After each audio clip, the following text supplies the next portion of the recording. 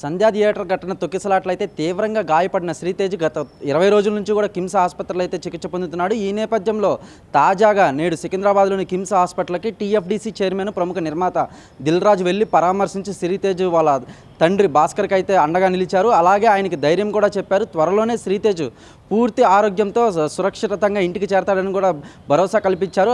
ఈ సందర్భంగా దిల్ రాజు మాట్లాడుతూ గత కొద్ది రోజుల నుంచి తను అమెరికాలో ఉన్నానని, అమెరికా నుంచి రాగానే సీఎం రేవంత్ రెడ్డిని కలిశానని, త్వరలోనే అల్లు అర్జున్ కూడా కలుస్తానని, తాజాగా జరుగుతున్న పరిణామాలకు పులి స్టాప్ పెడతామని కూడా దిల్ రాజు ప్రకటించారు. అదేవిధంగా దిల్ రాజు రేవతి కుటుంబానికి భాస్కర్ వాళ్ళ వైఫ్ రేవతి మృతి చెందిన సంఘటన అయితే అందరికీ తెలిసిందే. ఈ సందర్భంగా రేవతి హస్బెండ్ అయిన భాస్కర్కి అయితే తను అన్ని విధాలుగా అండగా ఉంటానని, ఉపాధి కూడా కల్పిస్తానని హామీ ఇచ్చారు.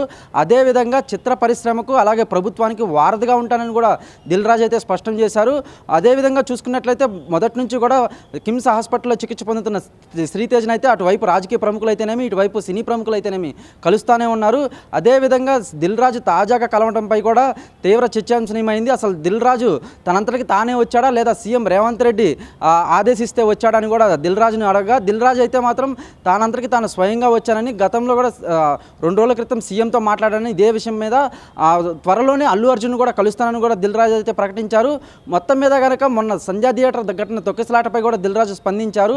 అలాంటి ఘటన ఎవరికి జరగకూడదని, అలాంటి ఘటనలు జరుగుతాయని కూడా ఎవరు ఊహించలేరని, యాదృచ్ఛికంగా అప్పటికప్పుడు ఆ ఘటన జరిగిందని కూడా దిల్ రాజు ఆవేదన వ్యక్తం చేశారు. అదేవిధంగా ఆ ఘటనలో బాధితుడైన భాస్కర్కి ఆయన కుమారుడు శ్రీతేజ్ ఆరోగ్యానికి తను అండగా నిలబడతానని, త్వరలోనే ఆరోగ్యవంతుడిగా బయటకు వస్తాడని కూడా దిల్ రాజు ప్రకటించాడు.